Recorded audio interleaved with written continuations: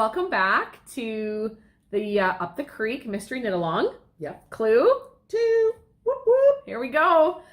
So you guys all made it through clue 1, I hope. Hopefully, but if you didn't, like if you're behind, don't worry. Are looking ahead to this tutorial, no spoilers. No, just kidding. Yeah, exactly. You've got lots of time. Like this is a very relaxing time frame of a. It is.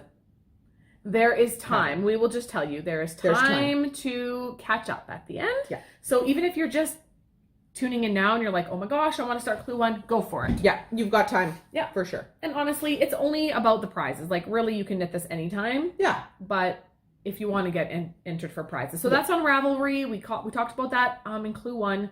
And on our weekly podcast. Yeah, we have threads open in Ravelry. CozyUpKnits is where you'll find us. Yeah. And you'll find this pattern, Up the Creek MKAL, on Ravelry as well. Yeah. To purchase. So here we go. We're going to start just we're going to talk about clue 2. There's going to be a short tutorial and then we will show clue 2. So, sorry, should we show the tutorial, like say, see in a bit, show the tutorial, and then we can show it? Whatever you want. So let's just go to the tutorial. Okay, but let's tell what it is for. So we are let's just like talk through the pattern a little bit. Okay. Well, because I want to show things as I'm talking. Yes. Okay. There's really. That's why. Okay. So there's not really much, I guess. The build is the same as clue 1. Yeah. So if you've done this, you've done the cast on. Okay. Yeah. That part's going to be the same. So there's some lace in this one, but it's pretty. It's quite simple. Easy lace. Like so you just go slow and go row for row. You totally do it. The first is called Riding the Wake. I really enjoyed it. It's just like out of all the rows, it's like 2 rows with some yarn overs and knit 2 together. Yeah, it's very simple. Easy. Yeah, very simple. So we're not going to show you that. You guys can figure out a yarn over and a knit 2 together and an SSK. That's all you'll need to know for that. Yeah. Then you're into your fisherman's rib again, which you've had lots of practice. Oh, well, yeah, because they've seen that. They've read the clue. Okay, and then you're into a different lace, which is we are going to show you one of the stitches and how to work that and how to tink it out in case that and causes how to tink out anything for any of this lace. Really, it applies to all of it. Actually, it does apply to yarn. Yeah. She will show you the yarn over, the SSK, the knit 2 together, and the S2KP2 and how to tink them out. And how to tink all of those things out. So actually, that applies to the whole thing. The whole clue. Wow, Sarah is so good. Way to not leave us up the creek without a paddle, Sarah. That's what I do. So here, a little tutorial, and then we will show you clue 2 in its almost entirety because I didn't quite get it bound and we'll recap clue 1, which is still not bound, or ends woven in. It's still fringy. You know what else we'll do? At the end as well, after we've shown clue 2, is we are going to give you, so stick around if you want to know a little bit of a tip if you are concerned about your yardage. Yeah, and that will be at the very end before we sign off. Because if you're not concerned about yardage, don't need to listen to it. But if you are wondering, oh my gosh, will I have enough? We'll have one little tip for you for this week that you could watch before you start. Yeah, because I didn't fully push it to the end of my skeins, but usually I do. But 90% of the time I do. Yeah, I push it. But there were quite a few questions, people wanting who had under 400 yards or 300 and some yards or just 400. For C1, you could be pushing it, which we answered in the threads. Yeah, but again, and we'll talk about that. What you can do to prevent mishaps.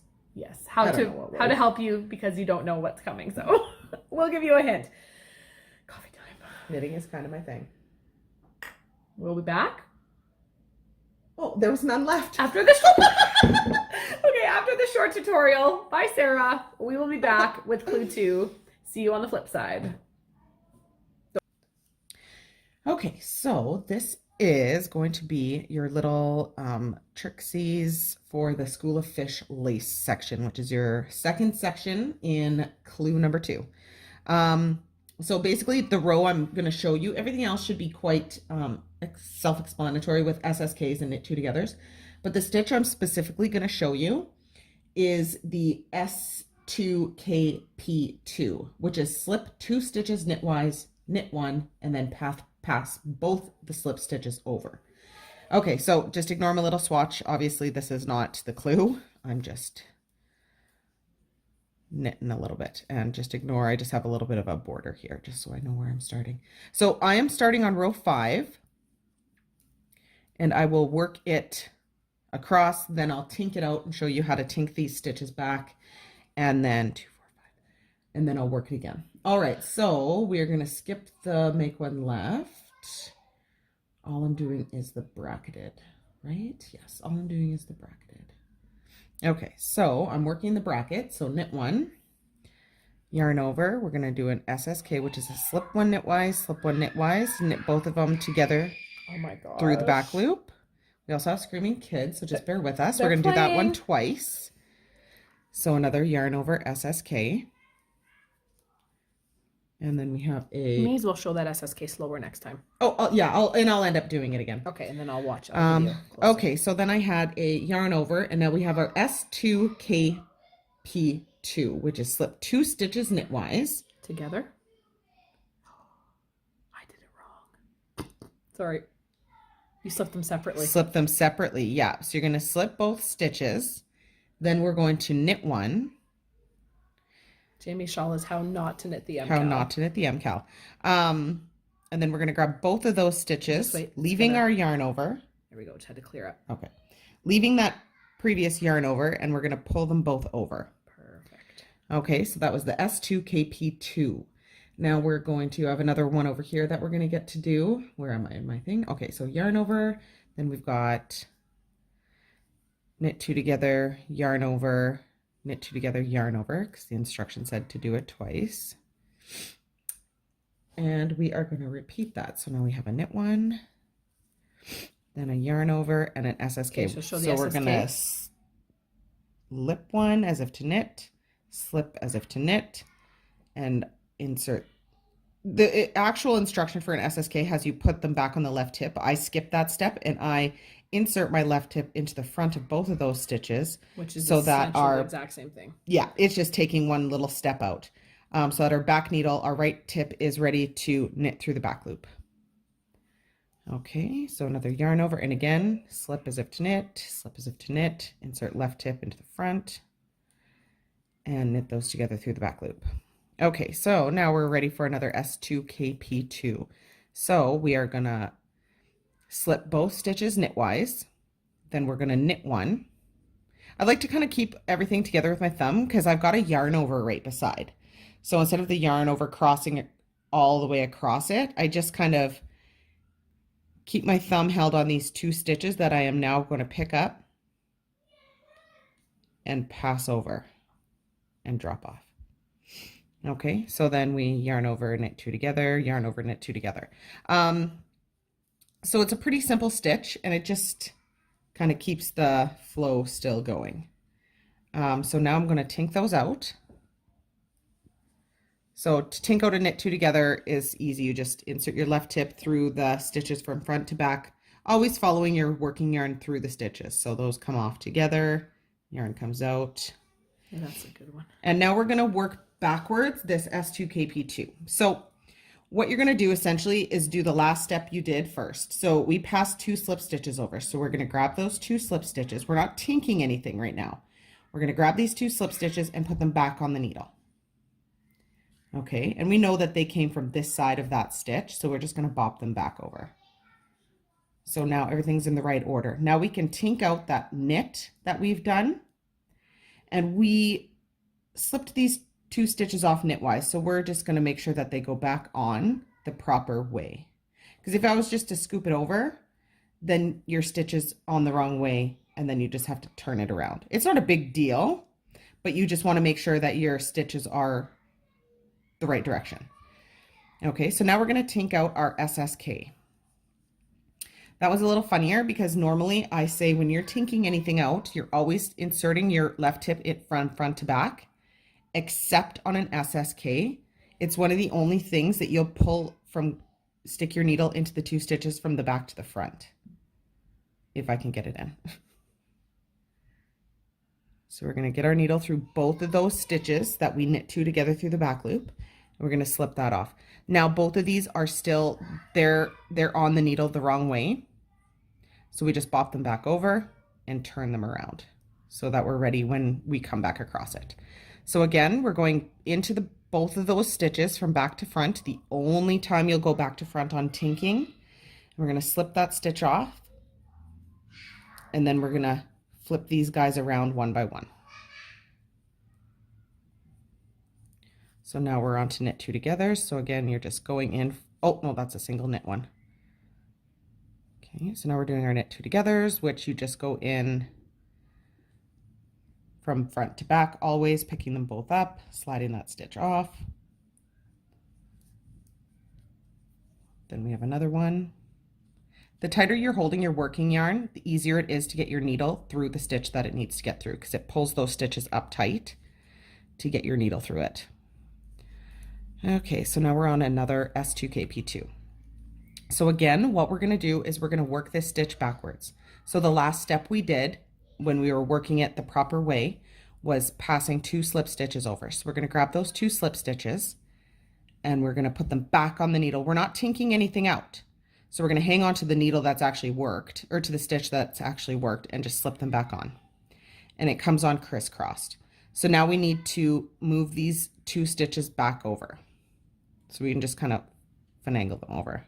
Finagle this little guy out here. Okay, now we're going to tink that knit stitch, and we're going to pass these guys back over the proper direction because they were turned. Okay, so I'm not going to tink out my last 2 SSKs. I'm just going to rework that S2KP2. Okay, so sorry, I needed a little coffee break. Now we are going to, where am I? We're going to work the S2KP2. We're going to rework that S2KP2. Just one more time. So what it is slipping 2 stitches knitwise. So that means instead of bopping them over this way, we're actually going to insert our needle tip as if to knit them. As if to knit them. We're going to knit 1. And we're going to pass those 2 slip stitches over and drop them off. Okay, and one more time to work that backwards if you need to. You're going to pick those up, put them back onto your needle before you tink anything. Now, as I was saying before, these 2 slip stitches get bopped on top of the actual work stitch. You don't have to actually move them off. You just get your needle into where it's supposed to go, and then you can kind of shimmy them off as you're pulling that stitch out. And then we're going to move them back over to our left needle, so that they're on your left needle the proper way. And that is the School of Fish S2KP2. We're back. Okay, here we go. So there was your all you need to know about the lace. We fully have confidence in you guys that you'll get through it. I got through it. Bad. I got through it. So here it is. If you are ready to see. So here's your spoiler. It's almost all of Clue 2. Yeah, it's not. You'll finish it tonight. I'll finish it tonight. We recorded a couple days earlier than I anticipated, so I would have been done. But here it is. Want to hold it down? Yeah. Here it is. The lighting's not great because it's at nighttime. And it's kind of a dark yarn. Oh, shoot. It's not showing up great. Do the bottom one, maybe. Okay. Is that better or worse? Yeah. It's really cute. Yeah. So this is called Riding the Wake Lace. Should we hold it back further? This one here. There we go. That's better. Okay. We're just trying to shove it into the camera. Yeah, so the Riding the Wake is at the bottom. This is your first section here. And then you've got your Fisherman's Rib. And then School of Fish. So this is the one that I was kind of showing the tutorial of. Let me put my hand back. Because it's got the biggest stitch in it with that double decrease.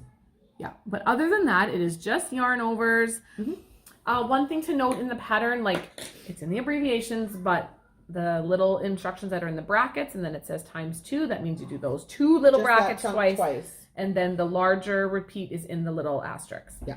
But I think that's fairly self-explanatory. Yeah, it looks. It's how we write our patterns. That's how I would do it. So most often. Other than that, everything's the same. You're gonna I-cord bind off. You're welcome to sew in your ends, or leave it all like Jamie. Just kidding. Clue 1 again. It's fringy. It looks the same as last week because I haven't sewn in my ends. And your one little wonky stitch. Oh, I haven't fixed it there. Whatever. I was looking at. I was like, I should fix this for her, and I was like, it will get done. But I am keeping ahead, so I'll cast this off tonight, and here it is. So Clue 2, what else did we want to say? Oh, our little tip. So if you're concerned, the color you use the most of is your C1. So whatever color you may be using for that. The only thing I'll say is if you're concerned. Yeah, if you're concerned, you use almost fairly close to the same amount from Clue 2 to Clue 3 of C1. So before you start C1, or clue 1. If you're clue concerned, before you start clue 2, right Sarah now. had no coffee in her cup, so we know she's not ready to talk to you. Right.